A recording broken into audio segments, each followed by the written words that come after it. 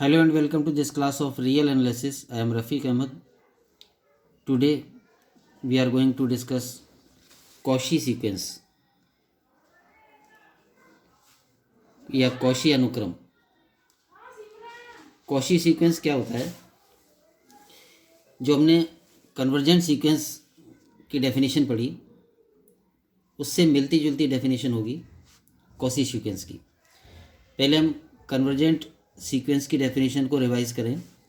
Sequence xn किसी real number l को converge कहलाती है अगर हर एप्सिलॉन ग्रेटर देन 0 के संगत ऐसा n0 एक नेचुरल नंबर विद्यमान हो कि mod of xn minus l is less then epsilon for all n greater than n0.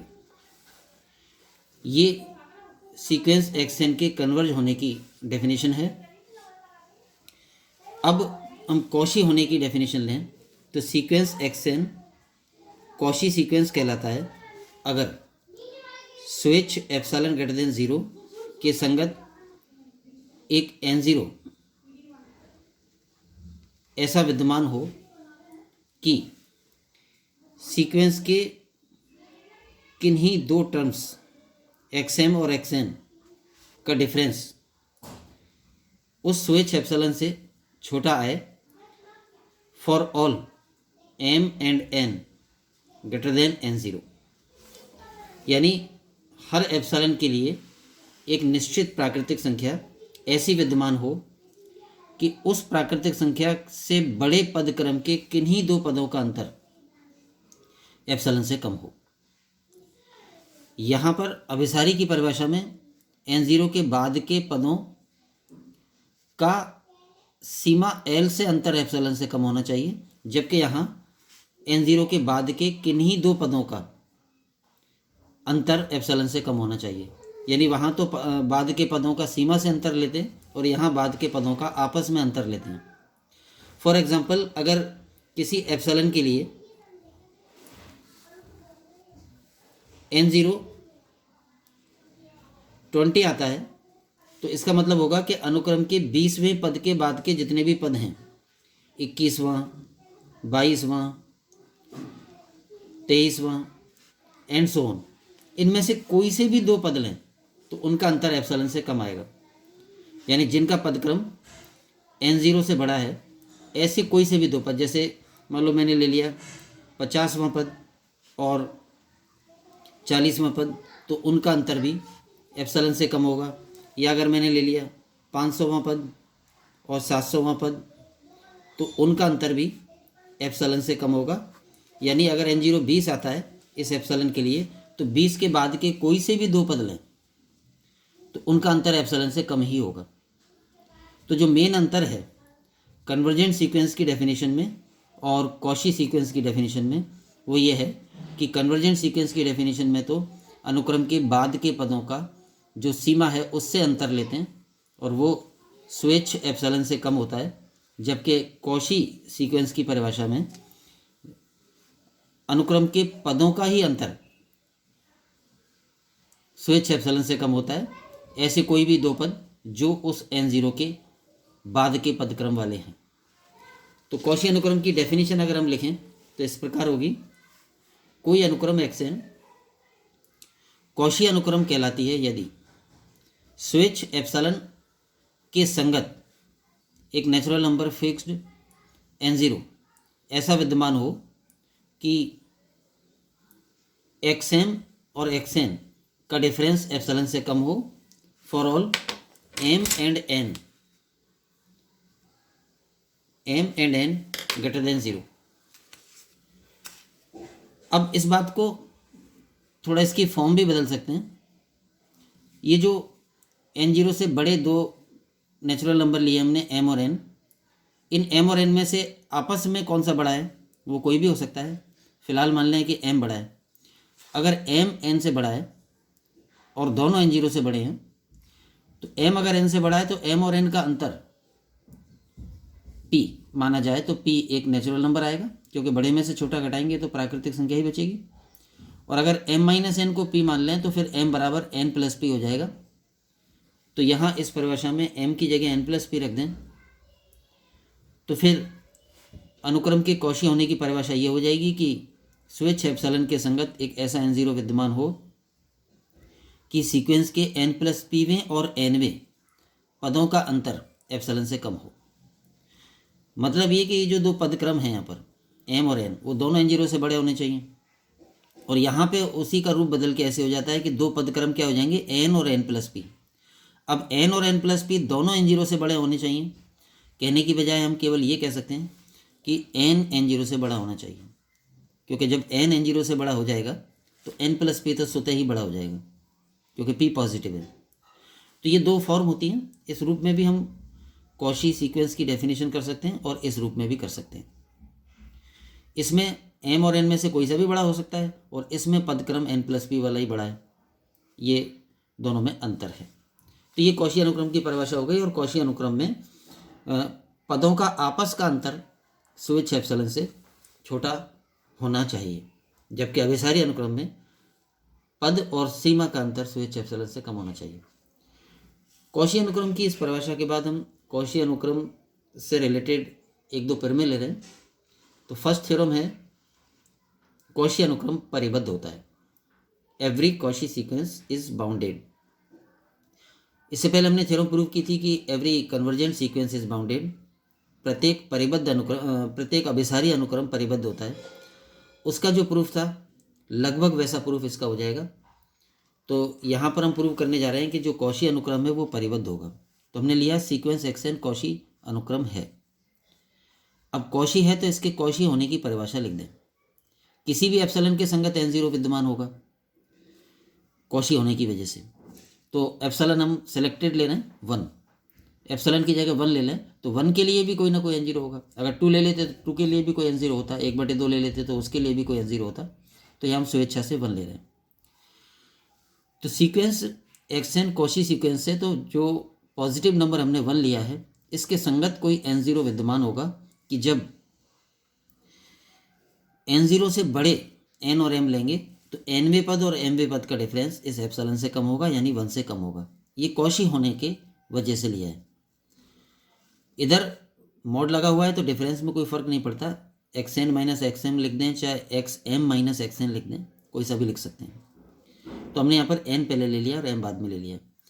मकसद केवल यह है कि दोनों का पदक्रम n0 से बड़ा होना चाहिए। तो ये बात तो आ गई, या ये स्टेप तो आ गया इसके कॉशी अनुक्रम होने से। अब क्योंकि n और m ऐसे कोई भी दो प्राकृतिक संख्याएं ली जा सकती हैं जो n0 से बड़ी हैं, तो हमने m का मान फिक्स कर दिया। m का मान ले लिया n0+1, क्योंकि n0+1 m एक अधिक ले रहे हैं n0 से, तो ये n0 से बड़ी राशि है। तो m का ऐसा कोई भी मान लिया जा सकता है जो n0 से बड़ा हो। तो हमने m की वैल्यू इसमें फिक्स कर दी n0+1। तो ये स्टेप हो जाएगा xn माइनस x n0+1, यानी n पद और n0+1 पद, इनका अंतर स्वेच्छ एप्सिलॉन या जो भी हमने सेलेक्टेड एप्सिलॉन लिया है 1 उससे छोटा होगा। ये स्टेप आ जाता है। अब क्योंकि ये वाला पदक्रम तो हमने फिक्स ही कर दिया, जैसे कि अगर मान लो n0 का मान 20 होता तो n0+1 का मान 21 हो जाएगा, तो ये फिक्स 21वां पद हो गया। इस तरह से ये वाला पद तो फिक्स कर दिया और ये वाला वेरिएबल है। ये वेरिएबल इस तरह से कि यहाँ हम xn में ऐसा कोई भी n ले सकते हैं जो n0 से बड़ा हो। अब ये दो पदों के डिफरेंस का मॉड है। थोड़ी सरलता के लिए इस x n0+1 को नया नाम दे दिया l, n0+1 में पद को l मान लिया। ये l सीमा नहीं है, केवल एक फिक्स पद को नया नाम दिया है l। तो ये स्टेप हो जाएगा xn माइनस l का मॉड इज लेस देन 1। इसके बाद जैसे हमने अभिसारी अनुक्रम को परिबद्ध करते समय जो स्टेप्स किए थे वो सब स्टेप्स यहाँ लग जाएंगे इस स्टेप के बाद, क्योंकि यहाँ लगभग समान हो गया। वहाँ ये एल सीमा थी, यहाँ एल सीमा नहीं है, एक पर्टिकुलर पद है जिसको हमने नाम दे दिया है एल। ये दो पदों के डिफरेंस के मॉड को अलग अलग मॉड्स का डिफरेंस उस रूप में व्यक्त कर दें तो ये पद और छोटा हो जाएगा। जैसा कि हम जानते हैं कि mod a minus mod b छोटा या बराबर होता है mod of a minus b से। तो एक्स एन माइनस एल का मॉड की जगह mod of x n minus mod of l कर दिया, यानी दोनों के अलग अलग मॉड का अंतर कर दिया। तो ये पद भी 1 से छोटा रहेगा, क्योंकि वही 1 से छोटा था, तो ये तो और भी छोटा हो गया। इसके बाद मॉड एल को राइट साइड में ले लिया, तो स्टेप हो गया mod of x n is less than 1 plus mod l for all n greater than n zero. इसको हमने इनइक्वलिटी नंबर 1 बोल दिया।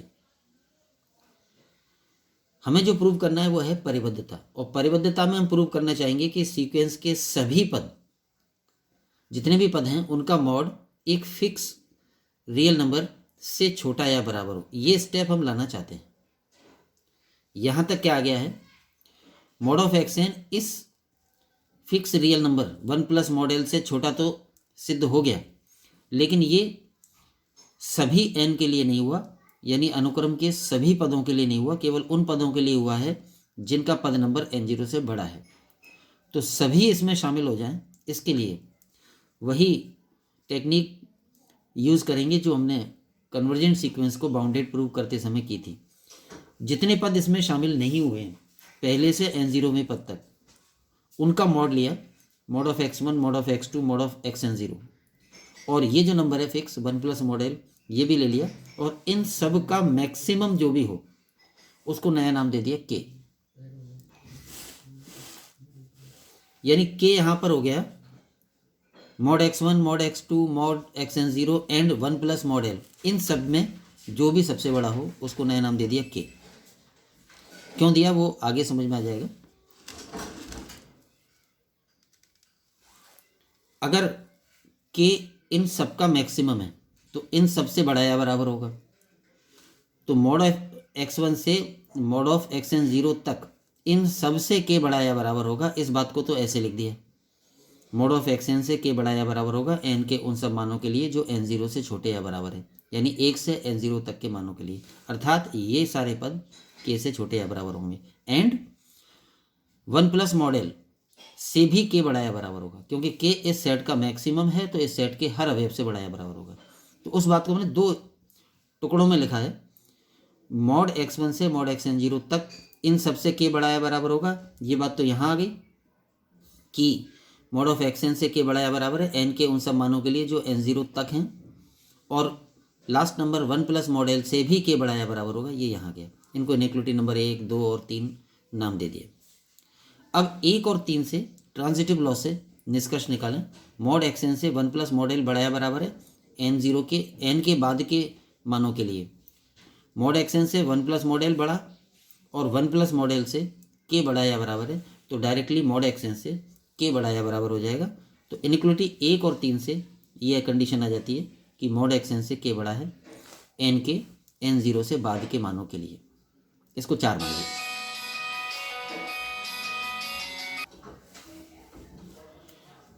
अब 2 और 4 से निष्कर्ष निकालें। 2 में तो हमने क्या स्थापित कर लिया था कि एन जीरो से पहले और एन जीरो तक के पदों के लिए मॉड एक्स एन के से कम या बराबर है, और 4 में आ गया कि एन जीरो के बाद के पदों के लिए मॉड एक्स एन के से छोटा है। तो यहाँ तो कम एन जीरो से पहले वाले पदों के लिए और यहाँ बाद वाले पदों के लिए, तो हो गया सभी पदों के लिए। तो इनइक्वलिटी 1 और 3 से 2 और 4 से ये आ गया कि मॉड एक्स एन के से छोटा या बराबर है एन के सभी मानों के लिए। यहाँ तो एन जीरो तक के पदों के लिए हो गया था और यहाँ एन जीरो के बाद के पदों के लिए हो गया था। तो अब हो गया सभी पदों के लिए। तो सभी पदों का मॉड के से कम या बराबर है, और इसका मतलब है कि सीक्वेंस एक्स एन परिबद्ध है। तो इस तरह से प्रूव हुआ कि जो कॉशी सीक्वेंस होता है वो भी कन्वर्जेंट होता है। जस्ट लाइक जो कॉशी सीक्वेंस होता है वो भी बाउंडेड होता है, जस्ट लाइक जो कन्वर्जेंट सीक्वेंस होता है वो बाउंडेड होता है। और यहाँ से यहाँ तक प्रूफ भी लगभग वैसा ही किया है जो हमने पहले एक थ्योरम में किया था। इस थ्योरम को कंप्लीटली समझने के लिए जो कन्वर्जेंट सीक्वेंस इज बाउंडेड वाली थ्योरम पिछले किसी वीडियो में मिलेगी आपको, पहले वो पढ़नी होगी, क्योंकि उसी तरीके का उपयोग करके किया है। इसलिए मैंने बहुत ज़्यादा डिटेल में भी इसको नहीं समझाया, क्योंकि ये वाला तरीका हम पहले समझा चुके हैं। तो ये तो हो गया कि कॉची सीक्वेंस बाउंडेड होता है। एक और थ्योरम हम कॉची सीक्वेंस की अभी ले लें, और वो यह है, कॉची अनुक्रम का उपानुक्रम एल को अभिसरित हो तो कॉची अनुक्रम खुद भी एल को अभिसरित होता है। इससे पहले हम रिवाइज करें कि इससे रिलेटेड या इससे मिलती जुलती हमने एक थ्योरम पहले क्या की थी कि अगर कोई सीक्वेंस एक्सएन कन्वर्जेंट है और वो एल को कन्वर्ज होता है, फिर इसका कोई भी सब सीक्वेंस है उपानुक्रम, तो हमने प्रूव किया था कि अगर मुख्य अनुक्रम एल को अभिसरित होता है तो आवश्यक रूप से उपानुक्रम भी एल को अभिसरित होगा। ये थ्योरम तो हम पहले कर चुके हैं। कोई भी सीक्वेंस अगर एल को कन्वर्ज होता है तो उस सीक्वेंस का कोई भी सब सीक्वेंस एल को कन्वर्ज होगा। अभी हम इससे लगभग उल्टा रिजल्ट प्रूव कर रहे हैं, और वो ये है कि अगर एक्सएन कोई भी सीक्वेंस ना हो के कॉची सीक्वेंस हो, अगर हमें ये पता है कि ये कॉची सीक्वेंस है और इसका कोई उपानुक्रम है एक्स वी एन, और उपानुक्रम के बारे में पता हो कि वो एल को कन्वर्ज होता है, तो हम कह सकते हैं कि मुख्य जो सीक्वेंस था एक्स एन, जो कि कॉची सीक्वेंस था, वो भी एल को कन्वर्ज होगा। एक बार तुलना करें तो इधर तो मुख्य अनुक्रम के एल को अभिसरित होने पर उपानुक्रम एल को अभिसरित होगा, ये प्रूव करना था, और यहाँ उपानुक्रम के एल को अभिसरित होने पर मुख्य अनुक्रम एल को अभिसरित होगा, ये प्रूव करना है। लेकिन यहाँ पर एक्स्ट्रा बात यह है कि जो मुख्य अनुक्रम है वो कॉची अनुक्रम है, ये दिया हुआ है, तो इसका जस्ट कन्वर्स नहीं है। जस्ट कन्वर्स सही भी नहीं होता। कोई अनुक्रम एल को अभिसरित हो तो उसका उपानुक्रम भी एल को अभिसरित होगा, ये हमेशा सही होता है। लेकिन कोई उपानुक्रम एल को अभिसरित हो तो मुख्य अनुक्रम भी एल को अभिसरित हो जाएगा, ये सही नहीं होता। क्या सही होता है?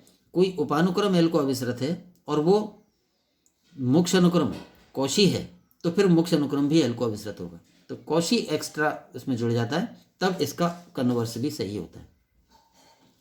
तो थ्योरम जो हम अब प्रूव करने जा रहे हैं उसका स्टेटमेंट ये होगा कि कोई कॉची अनुक्रम, यानी वो अनुक्रम अपने आप में कॉची अनुक्रम है और वो एल को अभिसरित होता है, तो कॉची अनुक्रम भी एल को अभिसरित होगा।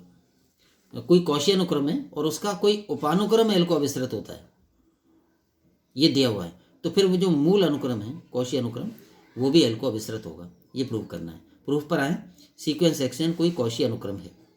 अब ये कॉची है तो इसके कॉची होने की विशेषता का उपयोग करेंगे, और वो उपयोग ये है कि हम एक एप्सिलॉन स्वेच्छ धनात्मक संख्या ले लें। एप्सिलॉन धनात्मक संख्या ले ली स्वेच्छ, उसके बाद इसका आधा ले लें एप्सिलॉन बाई 2, तो ये धनात्मक है तो एप्सिलॉन बाई 2 भी धनात्मक होगा। इस धनात्मक संख्या के लिए कोई ना कोई n0 विद्यमान होगा, हर धनात्मक संख्या के लिए कोई ना कोई n0 विद्यमान होगा अगर ये कॉची अनुक्रम है तो जो स्वेच्छ एप्सिलॉन लिया है तकनीकी यूज़ के लिए, उसका आधा काम में ले रहे हैं यहाँ पर हम। जो प्रूव करना है वो फाइनली लेस देन एप्सिलॉन आ जाए, उसके लिए यहाँ पर आधा लेना है। कितना भी ले सकते हैं, जैसे पिछले थ्योरम में तो हमने 1 ले लिया था पर्टिकुलर नंबर, तो यहाँ जो स्वेच्छ एप्सिलॉन हमने ले लिया है उसका हाफ एप्सिलॉन बाई 2 लें, तो इस धनात्मक संख्या के संगत कोई ना कोई n0 विद्यमान होगा कि अनुक्रम के किन्हीं दो पदों nवां पद और mवां पद का डिफरेंस इस धनात्मक संख्या से छोटा होगा, बशर्ते कि वो जो दोनों पद हैं उनकी पद नंबर n और m n0 से बड़े हों। ये इसके कॉची अनुक्रम होने की परिभाषा लिखी है। अब सीक्वेंस एक्सएन का कोई उपानुक्रम ले लिया एक्स वी एन, जो कि एल को अभिसरित होता है, ये उपानुक्रम मान लिया है और ये अभिसारी है और इसकी सीमा एल है, ये मान लिया। ये हम जानते हैं कि जब ये उपानुक्रम है तो वी एन क्या होता है? वी एन होता है प्राकृतिक संख्याओं का निरंतर वर्धमान अनुक्रम, यानी सीक्वेंस वी एन का हर पद अपने आप में नेचुरल नंबर होगा और बढ़ते जाएंगे, जैसे V1 से V2 बड़ा होगा, V2 से V3, V3 से V4। तो ये जब भी हम उपानुक्रम बनाते हैं तो जो Vn बनता है वो हमेशा प्राकृतिक संख्याओं का निरंतर वर्धमान अनुक्रम होता है, और क्योंकि Vn प्राकृतिक संख्याओं का निरंतर वर्धमान अनुक्रम है इसलिए Vn n से हमेशा बड़ा या बराबर होगा। जैसे उदाहरण के लिए 1, 4, 9, 16 ये प्राकृतिक संख्याओं का निरंतर वर्धमान अनुक्रम है। ये V1 हो गया, ये V2 हो गया, ये V3 हो गया, ये V4 हो गया। तो V1 1 के बराबर है, V2 2 से बड़ा है, V3 3 से बड़ा है, V4 4 से बड़ा है। तो प्राकृतिक संख्याओं के निरंतर वर्धमान अनुक्रम का कोई भी पद उसके पद नंबर से बड़ा या बराबर होता है। ये सब बातें हमने पिछली थ्योरम्स में काफ़ी यूज़ की हैं, इसलिए इसको मैं शॉर्ट में ही बता रहा हूँ। वी एन एन से बड़ा या बराबर होगा। तो वापस यहाँ पर आए, एक्स एन तो कौशी अनुक्रम है, उससे तो हमने ये इनिक्वलिटी प्राप्त करके रख ली, इनिक्वलिटी नंबर 1। फिर हमने इस सीक्वेंस एक्स एन का एक उपानुक्रम लिया और उपानुक्रम को मान लिया कि वो एल को अभिसरित होता है। तो हमें प्रूव करना होगा कि मुख्य अनुक्रम भी एल को अभिसरित होगा। लेकिन फिलहाल उपानुक्रम के एल को अभिसरित होने की परिभाषा लिखें। उपानुक्रम एक्स वी एन अगर एल को अभिसरित होता है तो कोई भी धनात्मक संख्या ले लें, तो हम वो जहाँ एप्सिलॉन बाई 2 ऊपर ली थी वही अब ले रहे हैं। तो इस धनात्मक संख्या एप्सिलॉन बाई 2 के संगत कोई फिक्स नेचुरल नंबर होगा। इस बार उसका नाम n1 दे दिया, पहले n0 दिया था, कि उपानुक्रम के nवें पद और सीमा l के अंतर का मॉड इस धनात्मक संख्या से छोटा होगा n के उन सब मानों के लिए जो इस निश्चित प्राकृतिक संख्या n1 से बड़े हैं। ये अभिसारी की परिभाषा लिखी है, सीमा होने की परिभाषा लिखी है। उपानुक्रम एक्स वी एन की सीमा l है, उसकी परिभाषा लिखी है। तो ये तो मुख्य अनुक्रम के कौशी अनुक्रम होने से इनिक्वलिटी बन गई और ये उपानुक्रम के एल को अभिसरित होने से इनिक्वलिटी बन गई। अब हम क्या चेंजेस कर रहे हैं, हमारी जो मुख्य बात है कि मुख्य अनुक्रम भी एल को अभिसरित होगा, वो लाने के लिए इसमें क्या चेंजेस कर रहे हैं वो देखें।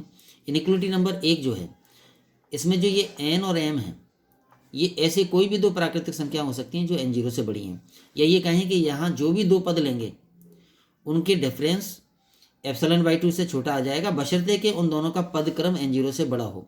तो यहाँ पर हम m जो है इसकी जगह vn काम में ले रहे हैं। तो अगर यहाँ m की जगह vn काम में लेंगे तो ये इनिक्वलिटी हो जाएगी xn minus x v n, m की जगह vn रख दिया। तो फिर ये मॉड भी एप्सिलॉन बाई 2 से छोटा होगा। अब कंडीशन क्या लगेगी, बशर्ते कि ये दोनों पदक्रम यानी n और vn दोनों n0 से बड़े होने चाहिए। कोई भी दो पद ले सकते हैं बशर्ते कि उन दोनों का पदक्रम n0 से बड़ा हो। ये मतलब है इनिक्वलिटी 1 का। तो m के स्थान पर vn यूज किया है, vn भी प्राकृतिक संख्या है। अब ये डिफरेंस एप्सिलॉन बाई 2 से छोटा आ गया। कंडीशन है कि ये दोनों पदक्रम n और vn n0 से बड़े होने चाहिए। लेकिन अब यहाँ पर n और vn n0 से बड़े होने चाहिए की बजाय कंडीशन को बदल के ओनली लिख दिया कि n n0 से बड़ा होना चाहिए। वो क्यों, वापस इस बात पे आए कि vn n से बड़ा या बराबर होता है। तो अगर n n0 से बड़ा हुआ तो vn तो स्वतः ही n0 से बड़ा हो जाएगा। अगर n n0 से बड़ा है, ये वाला n0 से बड़ा है, तो ये तो स्वतः ही n0 से बड़ा हो जाएगा।